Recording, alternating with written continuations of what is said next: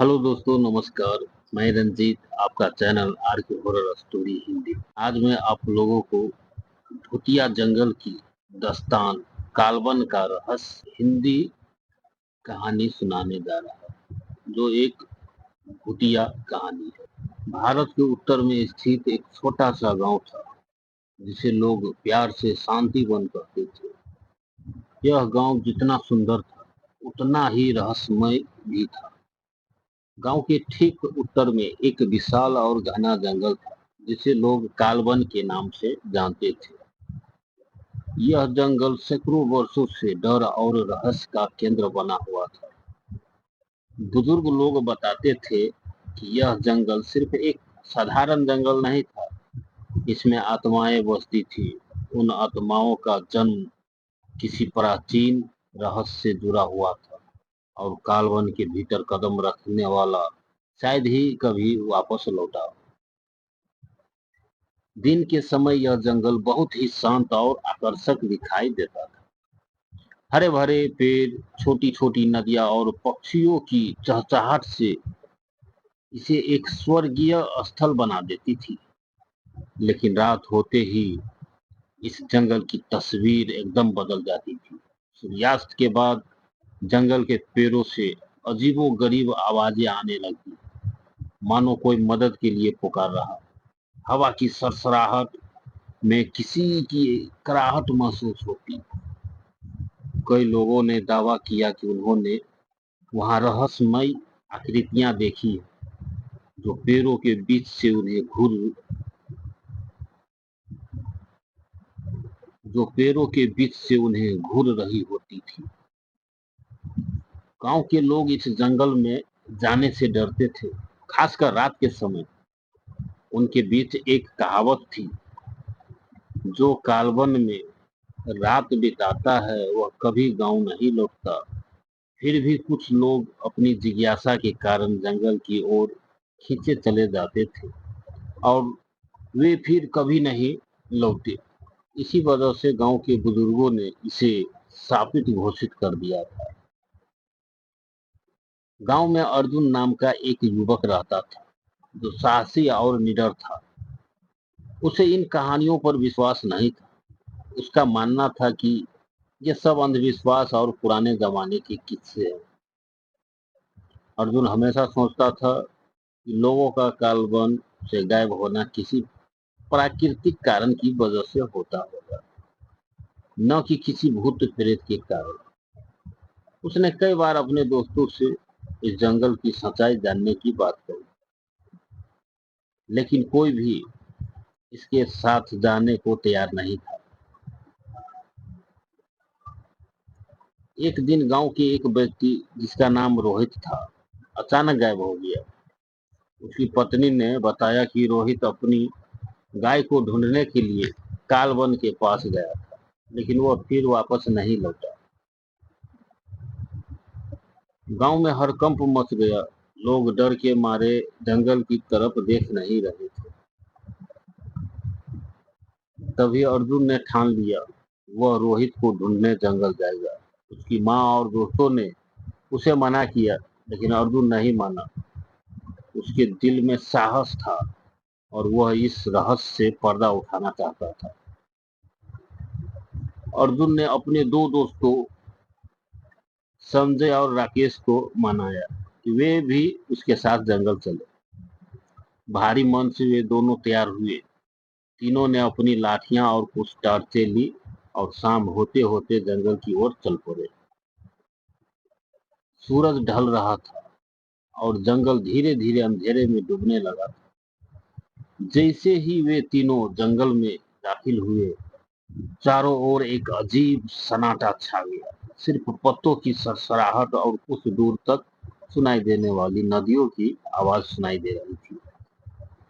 कुछ देर चलते रहने के बाद अर्जुन ने महसूस किया, जैसे कोई उनकी हरकतों पर नजर रख रहा। उसे किसी की आंखों का बोझ अपने कंधों पर महसूस हुआ। अचानक संजय ने अपने पीछे से एक हल्की सरसराहट सुनी, और घबरा कर रुकी। क्या तुम्हें कुछ सुनाई दिया? संजय ने डरते हुए पूछा। अर्जुन ने इधर उधर देखा, लेकिन कुछ भी असामान्य नहीं लगा। यह सिर्फ तुम्हारे दिमाग का भ्रम है, चलो आगे बढ़ते हैं, अर्जुन ने कहा। लेकिन उसकी खुद की आवाज में भी हल्का सा डर झलक रहा था। जंगल के और भीतर जाते ही रात घनी हो गई। उनकी टॉर्च रोशनी अब उतनी कारगर नहीं रही जितनी शुरुआत में थी।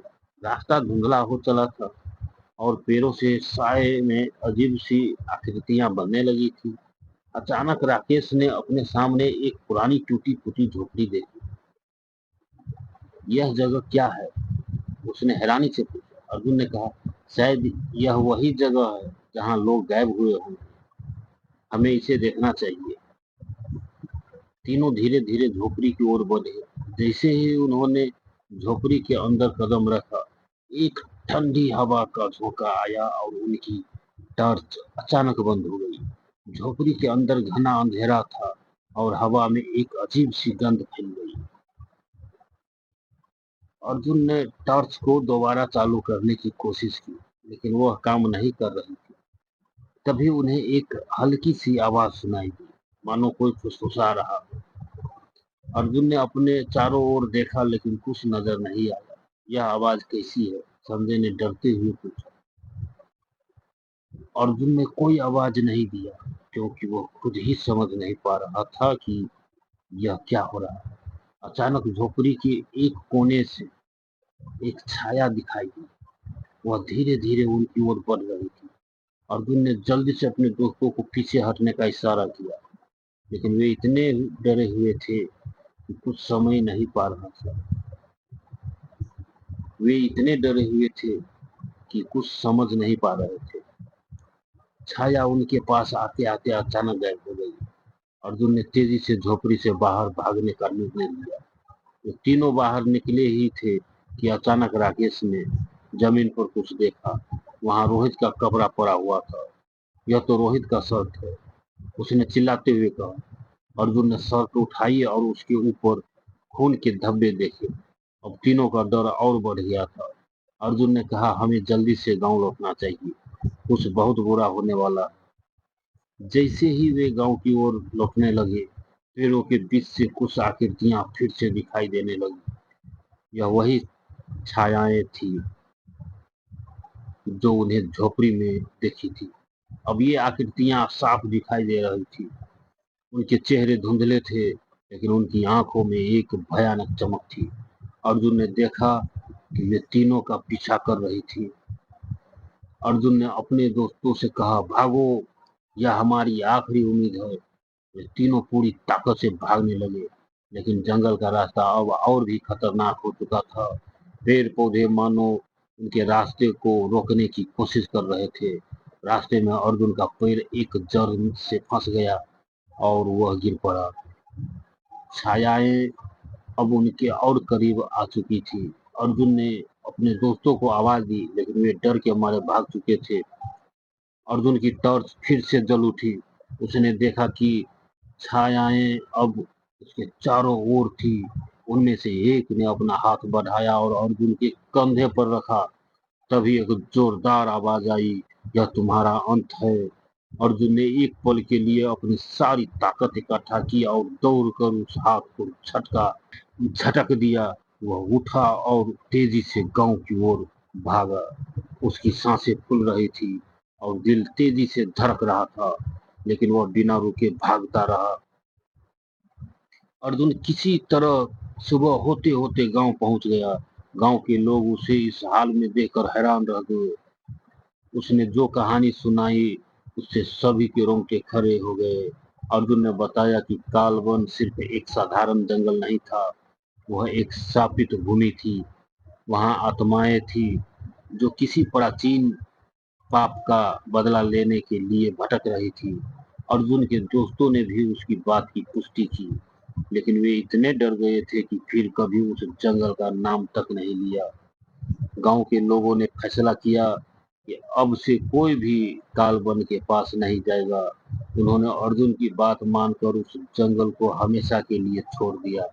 कालबन अब भी वही खड़ा था, अपने रहस्यों और भूतों के साथ, लेकिन अब कोई भी उस और जाने की हिम्मत नहीं करता था। तो दोस्तों, अगर ये कहानी आप लोगों को अच्छा लगा हो तो लाइक, कमेंट, शेयर ज़रूर कीजिएगा। अगर ऐसी ही कहानी आप लोग सुनना पसंद करते हैं तो चैनल को सब्सक्राइब कर लीजिएगा और बेल आइकन को दबा दीजिएगा। आपको नोटिफिकेशन मिल जाएगा जब भी कहानी लोड होगा। तो धन्यवाद दोस्तों, मिलते हैं अगले वीडियो में।